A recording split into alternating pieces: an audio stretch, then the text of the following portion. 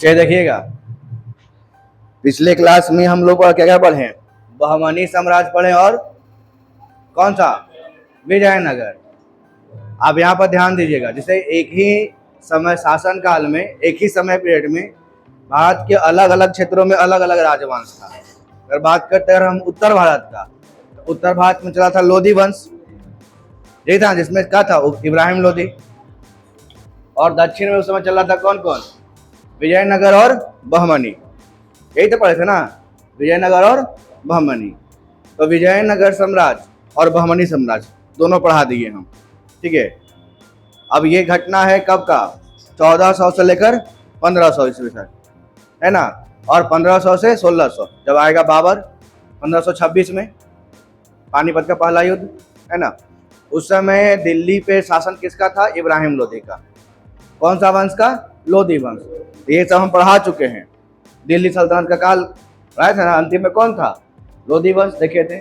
दिल्ली सल्तनत जब पूरा खत्म किए, उसके बाद हम आए थे किस में, दक्षिण भारत में बहमनी और विजयनगर पे, ठीक है। तो उत्तर भारत में कौन सा वंश, लोधी वंश।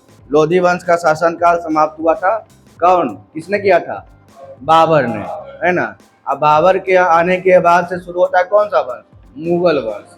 यहाँ पे लिखा हुआ हेडिंग में, मुगल राजवंश का इतिहास, और यहीं से शुरू होता है बाबर का कहानी, ठीक है। जब बाबर बुलावे पर भारत आता है, और भारत के जो उस समय दिल्ली का जो शासक था कौन, इब्राहिम लोधी, उसको हराता है, ठीक है। आज का क्लास में पढ़ेंगे हम लोग किसके बारे में, बाबर के बारे में। उधर से आप लोग खिड़की खोल दीजिए बाबू, और ये वाला भी आइए संटी, इधर वाला खोल दीजिए, साइड वाला हवा आते रहेगा ना, उधर से कुछ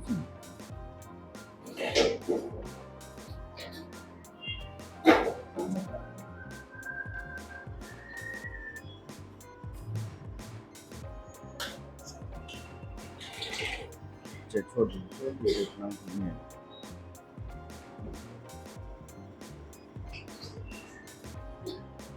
चलिए देखिएगा, आज का पूरा क्लास चलेगा किस पे, बाबर पे, कि बाबर से आया भारत में, उसको भारत का आने का निमंत्रण कौन कौन दिया, कौन कौन सा उसने युद्ध किया, ठीक है, और क्या क्या उसने भारत में स्थापित किया।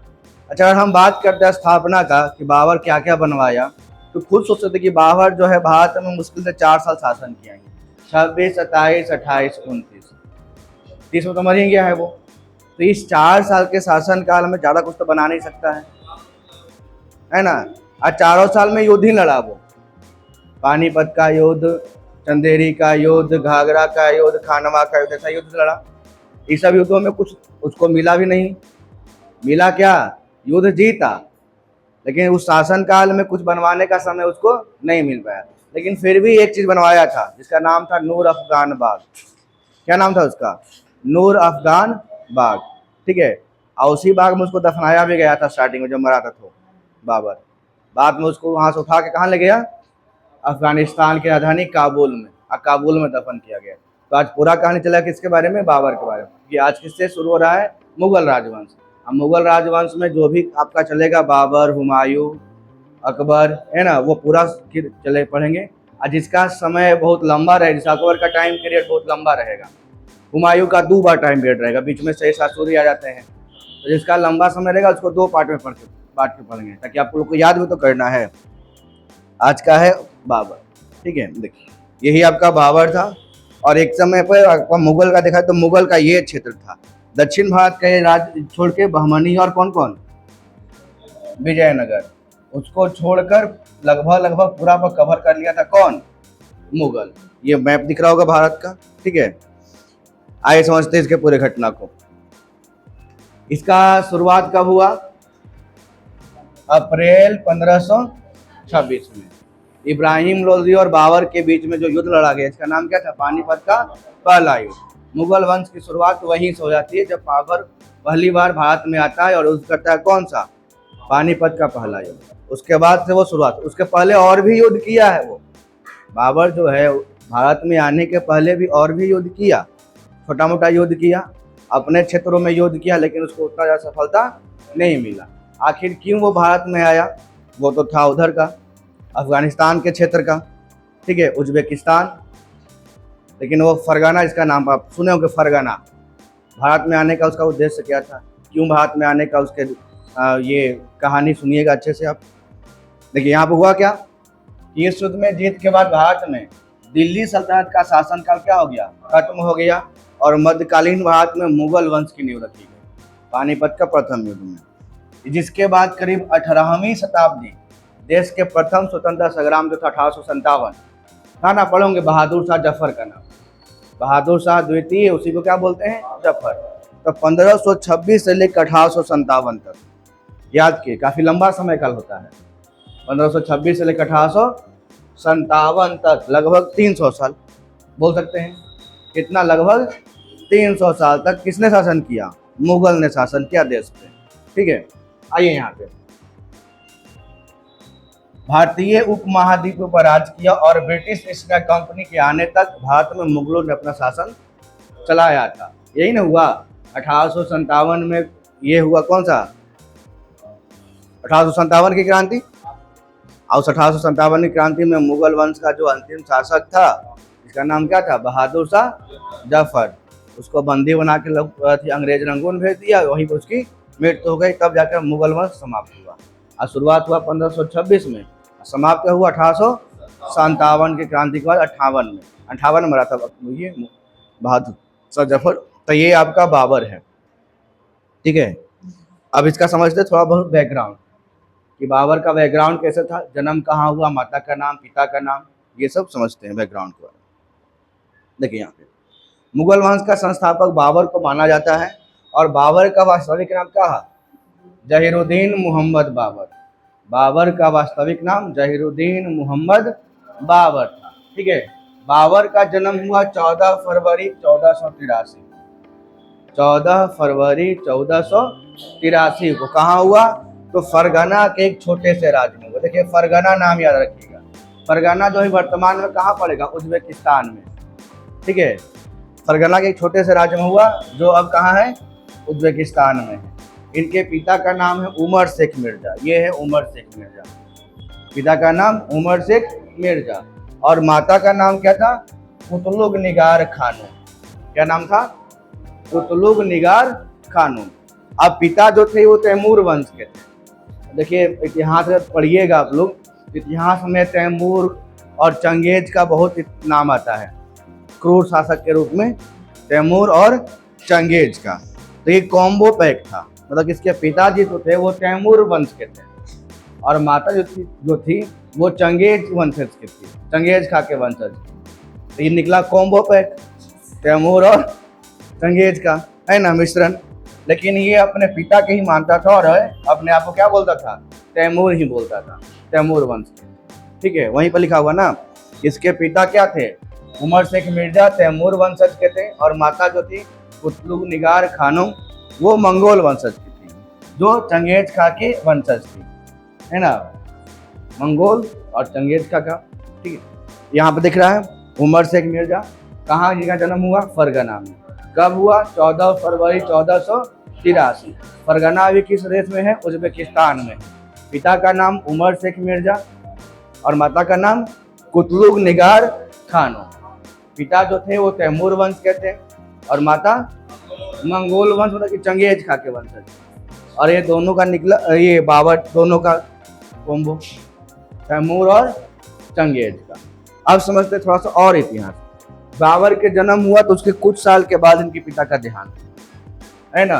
1494 में ही इसके पिता की मृत्यु हो गया। 83 में जन्म लिया बाबर, 94 में इसके पिता की मृत्यु। तो मात्र 11 साल की उम्र में बन गया ही राजा, है ना। मात्र 11 वर्ष की आयु में यह फरगना का शासक बना। अब फरगना का शासक बना, छोटा था ये, इसका जो स्टार्टिंग का रहा टाइम, जब वो शासक बनने के बाद का कुछ समय रहा, कब बना शासक, देखिए 1494 में, 11 साल में उम्र। अब भारत आता है कब, 1526 में, लगभग 32 साल बोल सकते हैं। 32 साल का शासन काल जो रहा उसका एकदम अस्त व्यस्त रहा। होता क्या था यहाँ देखिए, अब और देखिएगा यहाँ पर 5 को आपको राज्य दिख रहा होगा। फरगना है, समरकंद है, पेशावर है, काबुल है और गजनी। ठीक है, फरगना के बगल में कौन है, समरकंद। अब यहाँ पर जब वो हमला करे ना समरकंद, तो समरकंद से वो हार जाए, ठीक है। और भाई जब अगर जीत भी जाए ना तो बहुत कम समय तक वो शासन कर पाए। जैसे थोड़ा बहुत तो सोचे कि हम अपना क्षेत्र का विस्तार करें, तो होता क्या था कि फरगाना से हमला किया समरकंद पे, अब कि समरकंद से हमला करें हम काबुल या पेशावर पे, जैसे उधर हमला करे इधर तख्तापलट हो जाए, समरकंद खुद से आजाद। बोला कि नहीं, हम मानवेंद्र के पूरा राजा। तो ये बहुत कम कम समय तक शासक बना रहा। अस्थायी शासक कब बना? आने के बाद भारत में 1526 में, लेकिन वो बहुत कम समय के लिए बना। कै साल के लिए? मात्र 4 साल के लिए। 26 में बना, 30 में मर ही गया वो। इसका पूरा जो जीवन रहा है ना, उथले पुथल में रहा, भाग दौड़, लड़ाई करते, इधर लड़ा, इधर जीत के गया, उधर लड़ने गया तो इधर वाला आजाद हो गया। बोले बस हमारा मानवे नहीं करेंगे राजा, ठीक है। वही कहानी यहाँ पर है, देखिए ना।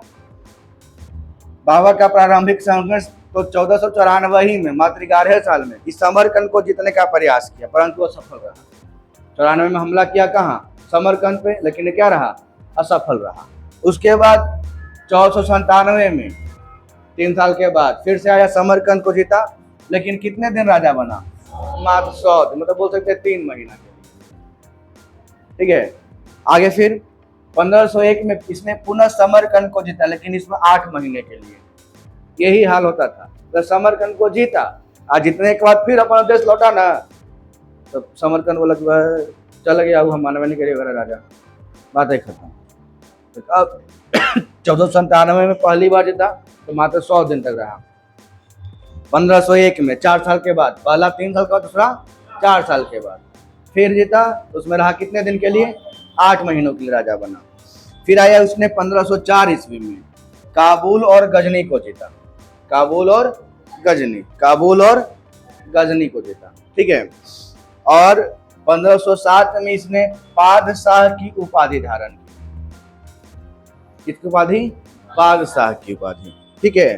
1511 ईस्वी में एक बार पुनः समरकंद पर आक्रमण कर दिया, अधिकार किया और 12 में इसे खो बैठा। बस समझे, 11 में जीता, 12 में उसको फिर हाथ से निकल गया। तो एशिया में यहाँ क्या है कि मध्य एशिया में असफलता के बाद वो भारत की ओर बढ़ना चाहा। अब यहाँ पर एक कहानी भी है, सुन लीजिए अच्छे से। हुआ कि जब ये अपना राज्य स्थापित करने का लड़ाई लड़ रहा था, ठीक है, कभी समरकंद पर हमला करे वो हार जाए, जीते भी तो मात्र 100 दिन के लिए रहे, 8 महीने के रहे, साल भर के रहे, ठीक है। काबुल पर किया, गजनी पर अधिकार किया, लेकिन वो उस समय भी ज़्यादा दिन तक स्थापित नहीं कर पाया, ठीक है। अब हुआ कि जब वो काबुल और गजनी में अपना शासन अधिकार करना चाह रहा था, तो उसी समय भारत से लोग इसको निमंत्रण देते हैं। अब वो मध्य एशिया का क्षेत्र था, वो आना चाहता किसकी ओर? भारत की ओर, क्योंकि उसको पता चल गया था क्या कि भारत में आपसी विवाद चल रहा है। और उस समय दिल्ली के सुल्तान था कौन? इब्राहिम लोदी, ठीक है।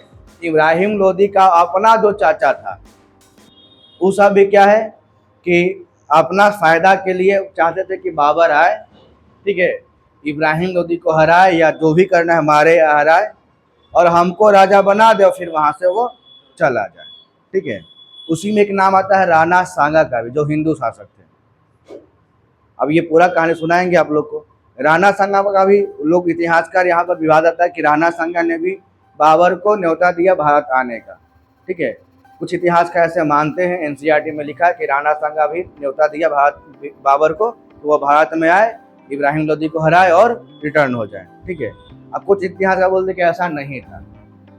राणा सांगा बस वो इंतजार कर रहा था कि कब बाबर आता है, उसको हराता है, फिर हम लोग जो है, क्योंकि राणा सांगा उस समय शक्तिशाली था जाते। जब बाबर जो अपना आत्मकथा लिखा बाबरनामा, तो उसमें लिखा है राणा सांगा के बारे में कि राणा सांगा जो है बहुत शक्तिशाली शासक था। इब्राहिम लोदी के सामने, इब्राहिम लोदी उसके सामने कुछ नहीं, तो वो डरपोक, इब्राहिम लोदी को बोला कि वो डरपोक कायर शासक था, लेकिन उसके तुलना में राणा सांगा जो है काफ़ी शक्तिशाली और बलशाली शासक था, ठीक है। वो अपने आत्मकथा में बाबर लिखा है खुद राणा सांगा के बारे में। ऐसे राणा सांगा का आप इमेज में देखिए, तो उनका एक हाथ कटा हुआ है, पूरा शरीर जख्मी था, ठीक है, और एक आँख भी नहीं है, लेकिन फिर भी वो युद्ध करते हैं। किसके साथ? बाबर के साथ, ठीक है।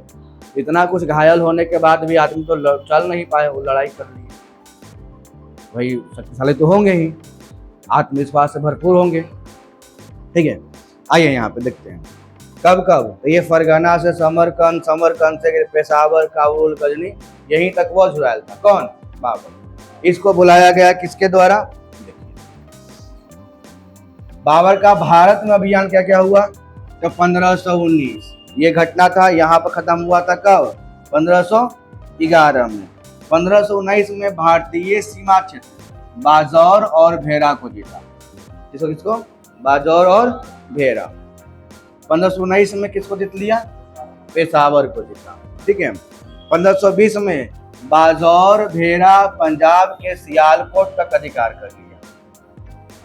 बाजौर भेरा और पंजाब के सियालकोट, ये घटना हुआ 1520 का। ठीक है। 24 में इसने लाहौर सहित लगभग पंजाब के अधिकांश भागों को जीत लिया। लाहौर सहित पंजाब के अधिकांश भागों को कब्जा कर लिया किसने? बाबर ने। अब यही पे हुआ कि पानीपत का प्रथम युद्ध के लिए बाबर को निमंत्रण जो भेजते हैं पंजाब का सूबेदार दौलत खां लोधी, तो उसमें पंजाब का सूबेदार थे। ठीक है। इब्राहिम लोधी के जो चाचा हुए आलम खां लोधी, ये उसका जो चाचा हुआ था। और मेवाड़ का शासक जो थे वो किसने? राणा सांगा। ये एनसीईआरटी का मानना है। लेकिन अभी बता कि राणा सांगा पर विवाद भी होता है। बहुत इतिहासकार बोलते हैं कि राणा सांगा निमंत्रण भेजवे नहीं किया था वो। ठीक है। एनसीईआरटी में बोलता है कि जो इतिहासकार लिखा हुआ है बोलते हैं कि राणा सांगा भी उसमें शामिल थे निमंत्रण भेजने वाले में। ठीक है। कि बाबर आएगा, दिल्ली के सुल्तान को मारेगा और फिर वापस चला जाएगा। अब यहाँ पर क्या देखिए, इनका भी आपसी रंजस था किसका? इब्राहिम लोधी के साथ। ठीक है। ये तो चाचे थे, सबसे बड़ा दुश्मन तो गोतिये होता है, जानवे करते हैं। और ये मेवाड़ के जो शासक है राणा सांगा, ये लोग का आप मन का जो इच्छा था कि बाबर को निमंत्रण, तीनों देखिए तीनों आपस में क्या किए कि राणा सांगा ये दौलत खां लोधी जो है बाबर के पास चिट्ठी भेजे कि आपको हम आने का निमंत्रण देते हैं, आप आइए, दिल्ली के सुल्तान को मारिए, आप फिर चला जाइए, आपके आने का रहने खाने का पूरा व्यवस्था हम कर देंगे। किसने बोला? दौलत खां लोधी। जाने के बाद हम बन जाएंगे शासक और आपका जो था पैसा उससे जितना लूट के जाइएगा, जाइए, कोई दिक्कत नहीं है। बोला कि ठीक है। बोला कि ठीक। फिर मौका मिला उसको किसके द्वारा? आलम खां लोधी द्वारा। आलम खां लोधी भी वही कहानी कि आइए भैया मारिए उसको, हम भतीजवा के, और चल जाइए, हमारा बना दीजिएगा राजा, आपका क्या काम है भारत में? आप तो एक भैया आपका तो उधर क्षेत्र है, ये है पंजाब के आधा उधर में कब्जा कर रखिएगा। बोला कि ठीक है, वो भी मान लिया। फाइनली इसको मिला राणा सांगा द्वारा भी, इतिहास का जैसे एनसीईआरटी, राणा सांगा भी वही बोला कि आप आइए, दिल्ली के सुल्तान इब्राहिम लोधी को मारिए, फिर यहाँ से रिटर्न हो जाइए, फिर मेवाड़ से हम कब्जा कर लेंगे दिल्ली पे। तब बाबर के दिमाग खुला, बोला कि यहाँ तो अलग फ्रॉड चल रहा है ना। ये तो 3 गो राजा था, तीनों आपसी विवाद के लिए हमारे साथ लड़ने के लिए तैयार, हमारा साथ देने के तैयार है, सब अपने चक्कर में। यही ना है कि सबका अपना अपना फायदा दिख रहा है कि आएगा बाबर, मारेगा उसको, चल जाएगा, हम राजा बन जाएंगे। ठीक है। बाबर बोला कि ठीक है, यही मेन मौका है वहाँ पर शासन करने का। और सबसे कमजोर पड़ी क्या था? यहाँ के राजा के बीच आपसी सहयोग या आपसी मित्रता है ये नहीं, वो लोग आपस में ही झगड़ा कर रहे हैं, तीसरा का फायदा मिलेगा। आपको इतिहास को बताता है कि जब भी दो के बीच झगड़ा में तीसरा आता है तो फायदा तीसरा को मिलता है ना बच्चा, है ना। दो के बीच में जैसे तीसरा आया रिश्ता में दरार हो जाएगा। क्या अब ज्यादा लोग दिल पर न ले, ये इतिहास के तौर पे है। आइए यहाँ पर कुछ युद्ध देखते हैं। पानीपत है, खानवा है, चंदेरी है और घाघरा है। लगातार है 26, 27, 28, 29, 1526, 1527, 1528 और 29। इसका क्रमबद्ध याद करना बहुत आसान है कि कौन सा युद्ध पहले हुआ था। इसमें था भी कि बाबर आया, है ना, खाना पानी पिया मतलब पानीपत का युद्ध, खाना खाया खानवा के युद्ध, चांद देखा चंदेरी का युद्ध, घर गया घाघरा का युद्ध, अब मर गया मतलब 1530 में मर गया। यही कहानी था ना, ऐसे कहानी कि बाबर आया,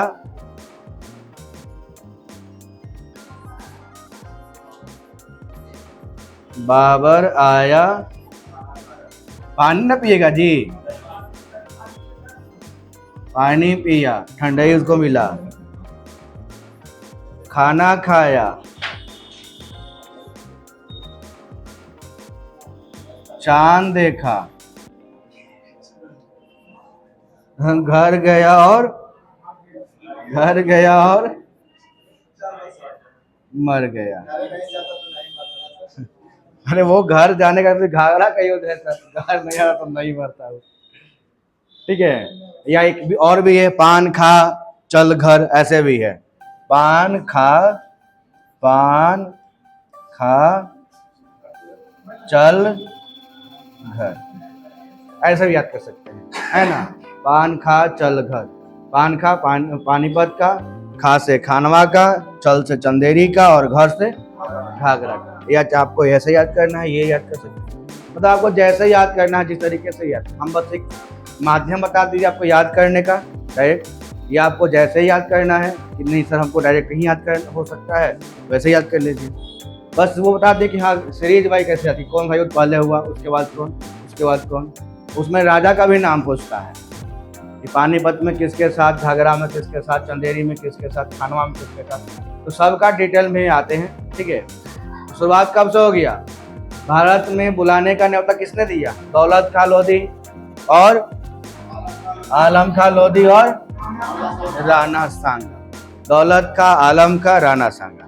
ठीक है, और तीनों को क्या इच्छा था कि बाबर आता भारत में, इब्राहिम लोधी को मार के धोता और फिर चल जाता, है ना। हमारे हाथ में सत्ता देता कि बाबू लो तुम ही है, लड़े हम और तुमको जिता दे, ये सब क्या था कि आइए लड़िए, सहायता हम भी देंगे आपका, और तीनों पहले मिल के लड़ा, है ना।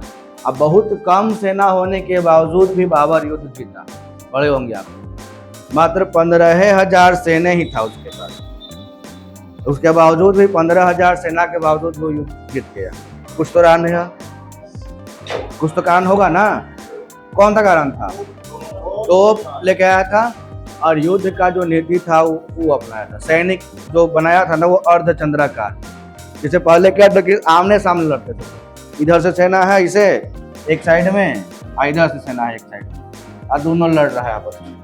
ठीक है, लेकिन दिमाग है कि ना हम ऐसे रखबे नहीं करेंगे, ये क्या कर दिया बाबरवा, इसको कर दिया चंद्राकार।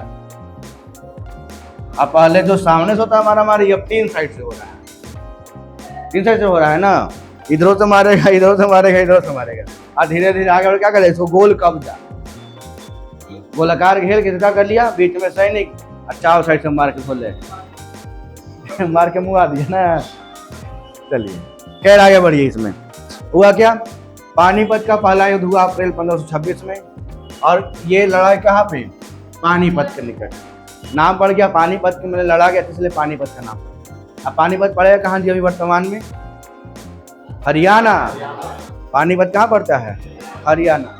ठीक है, पानीपत वह स्थान जहाँ पर 12वीं शताब्दी के बाद से उत्तर भारत का नियंत्रण को लेकर कई निर्णायक लड़ाइयाँ लड़ी गई। पानीपत में निर्णायक लड़ाई, पानीपत के प्रथम युद्ध में ही भारत में मुगल साम्राज्य की नींव रखी गई, ये बताए थे। और क्या था, यह उन पहली लड़ाइयों में से एक थी जिसमें मुगलों ने बारूद, आग्नेयास्त्र और तोपों का प्रयोग किया। बारूद का आग्नेयास्त्र, आग्नेयास्त्र समझ रहे हैं, जैसे वो सब तीर उर में क्या किया कि कपड़ा लपेट दिया और तेल में भिगा के जला के मार रहा था, देखे ना बाहुबली वाला, वही आग्नेयास्त्र। ठीक है, और बारूद, और क्या इस्तेमाल किया, तोप। उसके पहले भी एक युद्ध में देखे होंगे आप लोग, तोप का इस्तेमाल हुआ था, बारूद का इस्तेमाल हुआ था, लेकिन बहुत कम। दक्षिण हाथ जब पढ़ा था तो उसमें बहमनी और विजयनगर में, है ना, लेकिन वह बहुत उतना क्या बोलते बड़े पैमाने पर नहीं था, छोटा था, लेकिन ये यूज किया एकदम बड़े पैमाने पर। ठीक है, यहाँ पर क्या क्या है कि पानीपत का पहला युद्ध लड़ा गया बाबर और दिल्ली के लोधी वंश का सुल्तान किसके साथ, इब्राहिम लोधी। ये हमारा इब्राहिम लोधी है और ये भाई साहब हमारे बाबर महोदय हैं। ठीक है, इस युद्ध में जहीरुद्दीन बाबर ने लोधी को क्या कर दिया, परास्त कर दिया। अब लोधी तो हार गया, इब्राहिम लोधी, बाकी तीनों के मन में क्या था कि लोधी हार जाएगा, चल जाएगा वो कहाँ, उज्बेकिस्तान, है ना, और फिर मौका मिलेगा हमको, हम आराम से शासन करेंगे दिल्ली पे। लेकिन इसके मन में आ गया क्या, लालच, ना या जब ये तीनों के बीच में आपसी सहमति नहीं है, अच्छा संबंध नहीं है, तो हम यहाँ से क्यों जाएं? देख लिया कि यहाँ पर धन संपत्ति काफ़ी ज़्यादा है ना। उस समय वहाँ पर उतना डेवलपमेंट था नहीं, पैसा के बहुत वहाँ का तंगी था, और यहाँ पर क्या था, पूरा धन संपत्ति। इसके मन में आ गया लाल, बोला कि अब गैवे नहीं करेंगे भारत से, है ना। अब हाथ से गैवे नहीं किया वो, कितने लोग लड़ते रह गए। आगे पानीपत के पहला युद्ध में क्या क्या था, देखिए बाबर की सेना में लगभग 15,000 सैनिक और 20 से 24 तोप थे। मात्र 15,000 सैनिक थे और 20 से 24 क्या थे, तोप थे। अब वही इब्राहिम लोदी के सेना में लगभग 80,000 से 1 लाख सैनिक, लगभग 6 गुना 7 गुना के आसपास में सैनिक थे, और कम से कम 1000 हाथी भी थे, 1000 हाथी थे। लेकिन फिर भी ये युद्ध में हार गया। कौन? इब्राहिम लोदी। हारने के कारण क्या? वही तोप। पहली बार बड़े पैमाने पर तोप का इस्तेमाल किया। और आपको बताया था पहले भी कि होता क्या था, कि जो घोड़ा है या हाथी है, लड़ाई में जाता है तो उसको पहले रिहर्सल करवाते हैं, वार्म अप। वहाँ पर ऐसे ऐसे भीड़ होगा, भड़के ना घोड़ा और हाथी, होता है ना, घोड़ा हाथी भड़क ना जाए, उसके लिए उसको क्या करते हैं, रिहर्सल। अब वहाँ पर तो सैनिक सिर्फ नहीं था, क्या था, तोप भी था। तोप की आवाज़ से घोड़ा हाथी सब आपस में भगदड़ मचा दिया, और उसका आधा सैनिक सब अपने से कुचला के मर गया, अपने हाथी से मर गया कुचला के। यही ना हुआ। आप लोग देखे भी होंगे क्या है, कि जो बारात में घोड़ा आता है, उसको घोड़ा नाच देखे बारात में कि नहीं देखे? देखिए जब दरवाजा लगता है तो घोड़ा वहाँ पर नाचता है, एकदम कुछ होकर धुन बजा दीजिए, नाच लेगा वो ढोलकों पे। अब उसमें भी क्या होता है कि उसका रिहर्सल होता है घोड़ा का। जो घोड़ा के ऑनर होगा वो रिहर्सल करेगा घोड़ा के नचवाने के लिए। अगर वो रिहर्सल नहीं किया तो क्या करता, घोड़ा भड़क जाता है ना। भड़क गया तो जो भीड़ दरवाजा देखने के लिए तो खड़ा है, उसी भीड़ को घायल करके निकल जाएगा। यही ना होगा, देह हाथ पर चढ़ कुचल उछल देगा।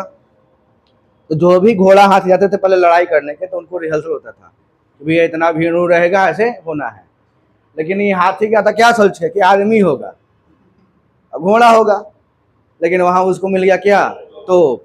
और तोप की आवाज सुन के घोड़ा हाथी सब अपने में भगदड़ मचा दिया, है ना। और जैसे जाना था बाबर दने मुड़ गया, चल भाग इधर ही तो ये अपने सैनिक को कुचल उचल के निकल गया। ये कारण हो गया, ठीक है।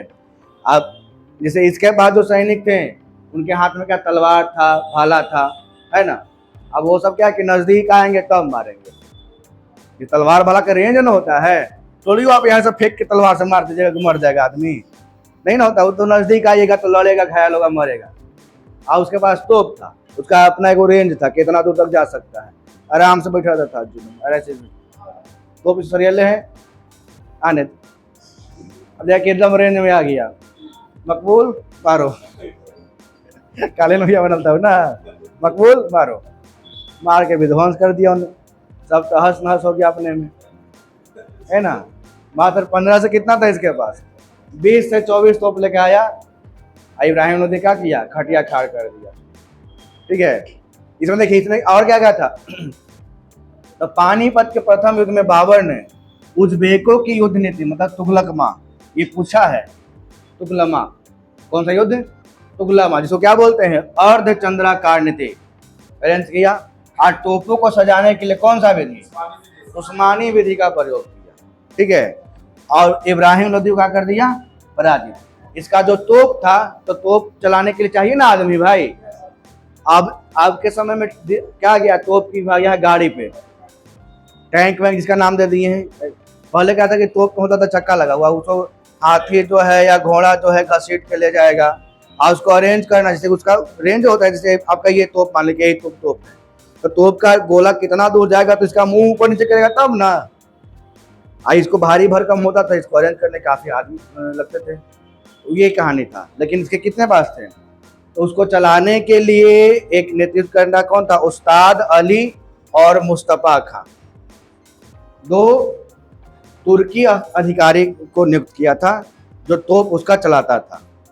निशाना लगाएगा था, देखना न पता चला कि तो आदमी सेनाओं ने है या तोप मार रहा है, तिरछे दो कहानी खत्म, गोला जा ही नहीं रहा है। अब पूरा गोलो खत्म हो गया, उसका बारूदो खत्म हो गया। तो उसके लिए रखा 2 अधिकारी, जिसका नाम क्या था, उस्ताद अली और मुस्तफा का, 2 अधिकारी, जो उसका तोप चलाता था। ठीक है, तो पहला जीतने का कारण बता दिए, क्या था? 2 नीति अपनाया, एक तो तोप लेके आया और दूसरा अर्धचंद्राकार का नीति, उसको क्या बोला गया? तो लम्बा नीति अपनाया। अभी सिखेवे क्या चंद्राकार, कि पहले सेना लड़ते थे ऐसे ऐसे सामने सामने लड़ रहे हैं, इसी में हमारे इका किया कि ना ऐसा नहीं रेंज करेंगे, इसको घेरना है, तो घेरना लगा दिया इससे, और धीरे धीरे आगे बढ़ के गोल घेर लेता था। अब बीच में सेना है दुश्मन वाला, और गोल घेरा गया, चारों साइड से हमला हो रहा है। कहने कहना देखिएगा, है ना। चलिए आगे बढ़ते हैं। पानीपत का युद्ध जीता ये बाबर, तो बहुत सा धन संपत्ति भारत से लूटा। ठीक है, और लूट के ले गया अपना कहाँ? उज्बेकिस्तान होता फरगना में। और फरगना में जो लूट के ले गया, तो वहां पर एकदम चांदी का सिक्का बंटवा दिया। चांदी सिक्का तो यहाँ से लूट के ले गया था ना, वो जाके क्या कर दिया, वहां पर बंटवा दिया। अब ये देखिए यहाँ लिखा हुआ है कि बाबर ने जनता में चांदी के सिक्के बंटवा। जनता कहाँ की जनता? भारत की जनता नहीं, वो वहां गया जहां रहता था पहले, फरगना, वहां के जनताओं के बीच में क्या बंटवा दिया? चांदी का सिक्का बंटवा। इसका नाम क्या पड़ गया? कलंदर की उपाधि। मतलब कलंदर में क्या होता है? तानी। यहाँ से जो जीत के ले गया वहां बंटवा दिया, इसका नाम पड़ गया कलंदर की उपाधि। कलंदर में इसका होता है तानी होता है, और यही चांदी का सिक्का है। ठीक है, आइए दूसरा कौन सा है? खानवा का युद्ध। पानी पिया, खाना खाया, खानवा आएगा कब? 1527 में। और यहीं पर आपको मिलेंगे राणा सांगा। राणा सांगा कहाँ के थे? मेवाड़। देखिए ना कि मेवाड़ के शासक कौन थे? राणा सांगा। ठीक है, जब दिल्ली पर अधिकार कर लिया कौन? बाबर। तो राणा सांगा सोचे कि अब भैया हमको अधिकार करना था, किस पे? दिल्ली पे। ये आगे है बाबर। दोनों के बीच में हो गया युद्ध। अब युद्ध का नाम क्या पड़ गया? खानवा का युद्ध। हुआ क्या कि पानीपत का प्रथम युद्ध में बाबर ने यह निर्णय नहीं किया था कि वह भारत में अस्थायी रूप से रहेगा, लेकिन जैसे ही बाबर ने भारत में रहने का योजना बनाई, तो राणा सांगा ने क्या कर दिया? विरोध कर। इससे पीछे रहिएगा, हमारा रहते भर में। ठीक है, अब हुआ क्या कि 1527 ईस्वी में खानवा कहाँ पे है? आगरा के समीप जगह है, का युद्ध हो गया। और इस युद्ध में बाबर और राणा सांगा के बीच हुआ। तो सवाल पूछता है कि खानवा का युद्ध कब? 1500 किसे इसके बीच? बाबर और राणा सांगा के बीच हुआ। ठीक है, ये देखिए राणा सांगा फोटो, ये है राणा सांगा। बाबर ने अपनी आत्मकथा बाबर नाम में खुद ऐसा किया है कि राणा सांगा जो है इब्राहिम लोधी की तुलना में काफी शक्तिशाली राजा थे। इब्राहिम लोधी को बोला है कायर, डरपोक बोला है। इनको क्या बोला है? साहसी। इनका एक हाथ भी नहीं है, इनका एक आंख भी नहीं है, लेकिन फिर भी बाबर से लड़े, है ना। अब इसे और क्या बोलेंगे? देखिए, बाबर ने अपने सैनिकों का मनोबल बढ़ाया और सैनिकों पर लगने वाला तगमा नामक टैक्स को खत्म किया, और पहली बार जिहाद शब्द का इस्तेमाल किया। अब हुआ क्या कि बाबर की सेना जो है दिल्ली पर तो अधिकार कर लिया, इजली अधिकार कर लिया तोप के इस्तेमाल करके, क्योंकि वहां के शासक के बारे में क्या बोला कि डरपोक और कायर था। लेकिन जब बात आया राणा सांगा का, तो राणा सांगा काफी शक्तिशाली और बलशाली शासक थे। इसके सामने लड़ने से बाबर के जो सैनिक थे वो भी डर रहे थे, जाएंगे तो मरा ही जाएंगे। तो बाबर लगा लिया दिमाग और धर्म के नाम पर युद्ध करवाया। किसके नाम पर? धर्म के नाम पर। और बोला क्या कि अगर तुम लोग लड़ाई लड़ोगे तो तुम लोग के ऊपर जो टैक्स लगने वाला है वो समाप्त हो जाएगा। और बाबर भी चाहता कि अगर जैसे जो हाल हमारा उधर हुआ है, फरगना में के साइड में हुआ था ना, इधर लड़े इधर जीते जाए तो इधर का राज्य क्या हो जाए? स्वतंत्र हो जाए। समझ ना आप लोग, अभी थोड़ा देर पहले। अब वही हाल से इसके मन में ये भी डर था कि अगर हम यहाँ पर अस्थायी रूप से नहीं रहेंगे, मतलब कि हम अगर यहाँ से लौट के उज्बेकिस्तान गए, दिल्ली स्वतंत्र हो गया, तो अस्थायी रूप से रहने के लिए एक जो है शासक जो टक्कर दे सकता है, कौन है? राणा सांगा। इसको हराना जरूरी है। और राणा सांगा अगर हारेगा तभी हम यहाँ पर अस्थायी रूप से टिक पाएंगे, नहीं तो नहीं टिक पाएंगे। तो सैनिकों का मनोबल बढ़ाने के लिए, है ना, मोटिवेट किया और पहली बार बोला जिहाद शब्द, मतलब धर्म के नाम पर युद्ध करवाया। और उन पर जो सैनिकों पर लगता था, जो टैक्स लगता था, जिसका नाम क्या था? तमगा। क्या था? तमगा नामक टैक्स जो लगता था सैनिकों पर, वो टैक्स क्या कर दिया? खत्म कर दिया, ताकि सैनिकों का मनोबल एकदम हाई रहे। ठीक है, क्योंकि उसको पता कि ये युद्ध हमारे लिए निर्णायक है कि हम भारत में रह सकते हैं कि नहीं रह सकते। अगर वो युद्ध अगर जीतता, मतलब हारता, उसका पलायन यहाँ से फिर से, और जीता तो कंटिन्यू भारत में वो रह सकता। तो सामने टक्कर क्या है? मुकाबले का है। और सामने में कौन है यहाँ पे? राणा सांगा इस बार आने वाले हैं।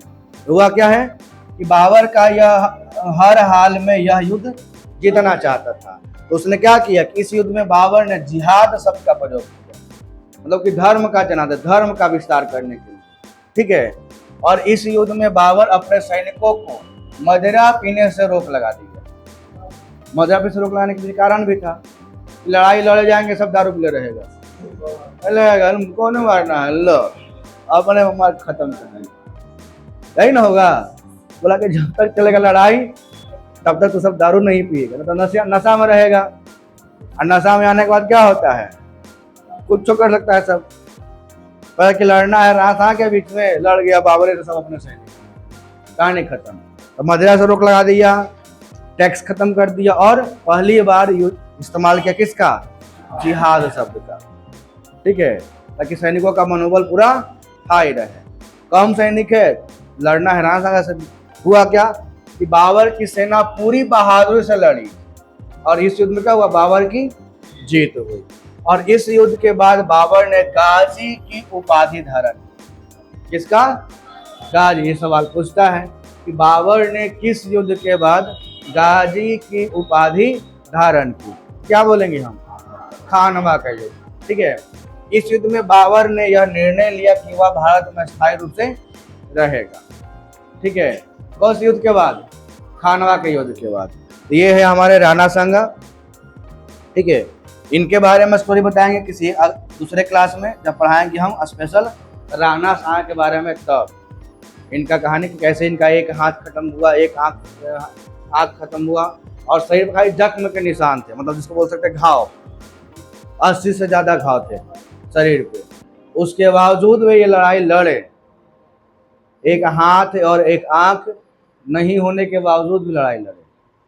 समझे? तो जब आएंगे इनके बारे में, राणा सांगा के बारे में, तो स्पेशल इनके बारे में समझाएंगे। अभी तो चल रहा है बाबर, तो बाबर को समझिए। जीत गया बाबर। कौन सा युद्ध जीत गया? खानवा का युद्ध, अस्थायी हो गया। अब आता है चंदेरी का युद्ध। चंदेरी में कौन? मेदिनी राय। मेदिनी राय आएंगे जी। चंदेरी मालवा और बुंदेलखंड की सीमा पर स्थित एक महत्वपूर्ण व्यापारिक स्थल था। देखिए, जहां मालवा में कौन थे? राणा सांगा, है ना। मालवा कहने का मतलब कौन सा प्रदेश? मध्य प्रदेश। तो मध्य प्रदेश और उत्तर प्रदेश के बीच में एक जगह है यहाँ पर ना, जिसका नाम है चंदेरी, है ना। यह व्यापारिक दृष्टिकोण से उस समय बहुत महत्वपूर्ण था चंदेरी को। और उस समय चंदेरी के जो शासक थे, इनका नाम क्या था? मेदिनी राय। क्या नाम था? मेदिनी राय। ठीक है, दिख रहा होगा आपका, मध्य प्रदेश और उत्तर प्रदेश के बीच का सीमा पे है चंदेरी। ठीक है, इधर में ये जीत ही गया था, मालवा को जीत गया था। कौन सा युद्ध में? मुक्का मार के दांत तोड़ देंगे हम। खानवा का युद्ध ना। मालवा को कब जीता था? मालवा के शासक कौन थे? राणा सांगा। तो राणा सांगा के साथ युद्ध कौन सा हुआ? अच्छा, मालवा बोल रहे, मेवाड़ के शासक थे। बार बार मेवाड़, गलती हो गया हमसे। मेवाड़ के शासक थे कौन? राणा सांगा। आई मालवा में कौन था? यहाँ पे मध्य प्रदेश और उत्तर प्रदेश की सीमा पे कौन थे? चंदेरी। चंदेरी का राजा कौन? मेदिनी राय। ठीक है, हुआ क्या कि इस युद्ध में बाबर ने मेदिनी राय को पराजित किया, और उनकी जो दो पुत्रियां थी, किसकी? मेदिनी राय का, ये दोनों पुत्रियों को लेकर आया, अपने दोनों पुत्र हुमायूं और कमरान को दे दिया भेंट स्वरूप। ठीक है, किसको दे दिया? हुमायूं और कमरान को। क्या बाप है, सब बोले क्या बाप है, बाप हो तो ऐसा है। अरे युद्ध जीत के लाया, जिसको हरा उसकी दो बेटी थी, दोनों बेटी के लेके आया, दोनों बेटा के दे दिया। ठीक है, तो आजकल के बच्चा क्या समझेंगे? बाप हो तो बाबर जैसा ना। हुमायूं और किसको दे दिया? कामरान को। आइए अगला हो घाघरा के युद्ध। ठीक है, ये हुआ तो किसके साथ? अफगान के साथ। किसके साथ? अफगान। अब बाद में इसी का बदला लेते हैं कौन? शेरशाह सूरी। किसको मार के, मतलब भगा के? हुमायूं को भाग के। अब बाबर का बेटा कौन? हुमायूं। आज घाघरा का युद्ध किया, इसमें अफगान हार गए थे, लेकिन अफगान पूरा समाप्त नहीं हुए थे। और जब बाबर मरा, बाबर के बाद बना हुमायूं। इस समय अफगान में कौन हो गए थे? शेरशाह सूरी, जो बिहार के हैं सासाराम एरिया में। हराए किसको? जाके हुमायूं को। 2 बार हराया, उसको भगा दिए, पूरा देश से बाहर भाग गया। यही ना कहानी है, आगे पढ़िएगा आप लोग। 1529 में क्या हुआ? घाघरा के युद्ध में इसमें बिहार तथा अफगान के संयुक्त सेना को पराजित कर दिया। ठीक है, इसका नेतृत्व किसने किया था? महमूद लोदी ने किया था। किंतु बाबर ने अफगानों का पूर्णतः सफाया नहीं किया। क्लियर किया कि बाबर ने अफगान को पूरा समाप्त नहीं किया था। और यही बचे हुए अफगान क्या हुआ? सैनिक हुमायूं के लिए क्या बन गए? खतरा बनकर सामने आ गया। मतलब कुछ दर्द छोड़ ही दिया बेटा को भोगने के लिए। समाप्त करता तो हुमायूं भी भागना नहीं पड़ता। ये नहीं बोल सकते हैं कि अगर अफगान को वो समाप्त कर देता बाबर, तो हुमायूं को देश छोड़ना पड़ता? नहीं पड़ता। लेकिन कुछ अफगान बच गए थे, वही क्या बन गए? हुमायूं के लिए खतरा बन गए। अब आज में हुआ भी है कि शेरशाह सूरी जो है हुमायूं को भगा दिए देश से, और भाग गया फिर अपने अबू जान के पास, कहाँ? काबुल में, देश छोड़ के। बाद में शेरशाह सूरी की मृत्यु हो जाती है, तब वो हमला मौका मिलता है राज्य शासन करने का। हमला किया, तब उसका फिर से राज वापस आया। आगे की जब पढ़ाएंगे हुमायूं तो बताएंगे उसमें। हुमायूं का 2 बार हुआ राज्याभिषेक, एक बार इसके मरने के बाद और दोबारा जब हमला किया तब उसके बाद का। ठीक है, आइए कुछ इसके बारे में और महत्वपूर्ण। करीब 48 वर्ष की आयु में 26 दिसंबर 1530 ईस्वी को आगरा में ही बाबर की मृत्यु हो जाती है। ठीक है, और प्रारंभ में बाबर को कहाँ दफनाया गया? आगरा में ही दफनाया गया। कहाँ? आगरा में दफना दिया गया। ठीक है, और बाद में इसको वो अपने जो लिखा था किताब बाबरनामा है ना, उसमें अपना इच्छा लिखा था कि अगर हम मर जाए तो उनका हमारे शव को काबुल में दफनाया जाए, जो अफगानिस्तान की राजधानी है फिलहाल में, काबुल, वहाँ दफनाया जाए। लेकिन ये उथल पुथल चल रहा था, आनंद फानंद में क्या हुआ कि जब ये मरा तो इसको आगरा में ही दफना दिया गया।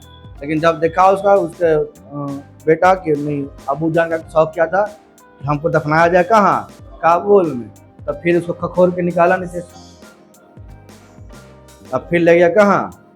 काबुल, और फिर उसको काबुल में दफना दिया गया। तो पहले ये यहाँ आगरा का ये टॉम्ब है, और यहाँ पर ये क्या है?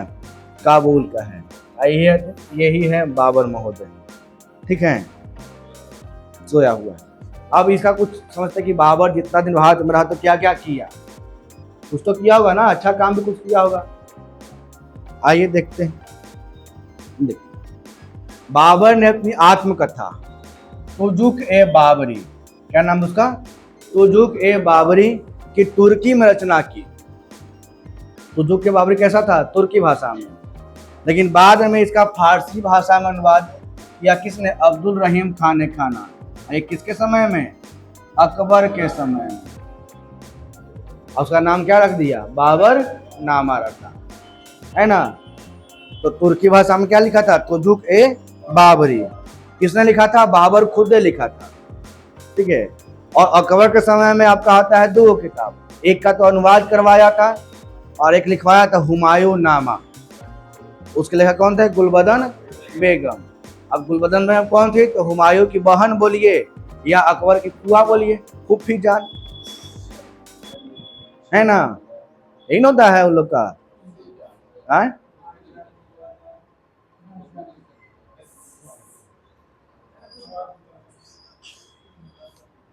बाबर की भारत में सफलता का मुख्य कारण क्या था? तोप खाना। और बाबर के तोप खाने की देखभाल कौन करता था? उस्ताद अली और मुस्तफा, यही ना। बाबर ने पानीपत की विजय के बाद काबुल वासियों को शाहरुख नाम और चांदी के सिक्के दान किए थे। जो काबुल के जो वासी थे, जो सिक्का दान किया था, उस सिक्का के दान के बाद का नाम क्या पड़ गया था? सिक्का के दान के बाद इसको कौन सा उपाधि मिला था? कलंदर की उपाधि मिला, है ना। तो वो चांदी का सिक्का दान किया, तो सिक्का का नाम क्या था? शाहरुख, है ना, उसी का दान किया था। और उसके देखिए आराम बाग का निर्माण कराया था। आराम बाग, ये आराम बाग क्या है? तो 1528 ईस्वी में आगरा में यमुना नदी के किनारे उसने अपना पहला मुगल उद्यान आराम बाग का निर्माण करवाया।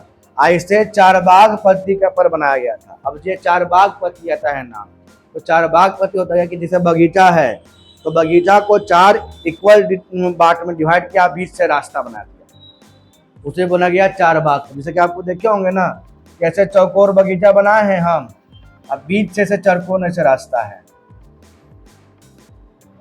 अब बीच में एक बना दिए, क्या बोलते हैं, फुहारा वाला पानी के झरना बीच में डाल दिए, और चारों साइड से क्या है? रास्ता रास्ता है बीच। ये 4 इक्वल पार्ट हो गया। इस जो पत्ती पर बनाया गया, इसको बनाया गया कौन सा पत्ती? चारबाग पत्ती। 4 बाग हो गया ना, 1 बाग, 2 बाग, 3 बाग और 4 बाग। तो ये याद करने के तौर बता दिए। और बीच से क्या था? रास्ता था। अब बीच में बना दिया, वो फॉन्ट बना दिया पानी वाला झरना जैसा है। आगे फिगर भी है, देखिए ना क्या कर, ये 4 बाग है, 4 रास्ता ना, 1 रास्ता, 2 रास्ता, 3 और 4। अब बीच में बना दिया पानी वाला, पैदल चलो। अब देखिए यहाँ पर बाबर के पुत्र एवं पुत्रियां, तो बाबर के पुत्र की बात करें तो देखिए हुमायूं है, कामरान है, अस्करी है, हिंदाल है, और एगो बेटी है गुलबदन बेगम। तो 4 पुत्र और 1 पुत्री, हुमायूं, कमरान, अस्करी और हिंदाल। हुमायूं, कमरान, ऐसी कौन दिया था? हुमायूं को और कामरान को दिया था, उनकी 2 पुत्री को, मेघनी राय की 2 पुत्री को भेंट स्वरूप दे दिया। अस्करी और हिंदाल, और एक बेगम, एक पुत्री कौन थी? गुलबदन बेगम थी, ठीक है। अब देखिए ये, और उसके 3 बेगम भी थे। किसके? बाबर का 3 विवाह हुआ था। पहले विवाह जिसका नाम था माहम बेगम, दूसरा का नाम था गुलरुख बेगम, और तीसरा का नाम था दिलदार बेगम, ठीक है। तो ये जो है किस किस बेगम से उत्पन्न हुआ था? तो पहला जो था हुमायूं, इसका हुआ था माहम बेगम से उत्पन्न, जो उसकी पहली पत्नी थी माहम बेगम। बाकी क्या देखिए, कामरान और अस्करी ये हुए गुलरुख बेगम से उत्पन्न। किससे? गुलरुख बेगम से। और हिंदाल और गुलबदन बेगम जो है ये दिलदार बेगम से उत्पन्न हुए थे। लेकिन इनकी माता का नाम दिलदार बेगम, पिता तो वही बाबरे है, लेकिन माता का नाम यहाँ पर ये दोनों का हो गया हिंदाल और गुलबदन का हिंदाल बेगम, अस्करी और कामरान का कौन? गुलबदन बेगम, और हुमायूं का माहम बेगम। और ये आपका चारबाग पत्ती का थोड़ा सा नमूना दिए यहाँ पे। ये चारबाग पत्ती है क्या? तो चारबाग पत्ती फारसी मूल की एक उद्यान शैली है, जिसमें एक वर्गाकार उद्यान को पैदल पथों या पानी के रास्तों द्वारा 4 समान भागों में विभाजित किया जाता है। आपको यहाँ पर दिख रहा होगा, है ना। पैदल भी घूम सकते हैं, बीच में पानी वाला भी है, और यहाँ पर 4 बराबर भागों में बांट दिया गया है, ठीक है। ये हो गया आपका पूरा बाबर का कार्य खत्म। ये मुगल वंश में शुरुआत हुआ है, किसका है? बाबर। बाबर के बाद कौन आएगा? हुमायूं आएगा। तो अगले क्लास में पढ़ेंगे किसके बारे में? हुमायूं।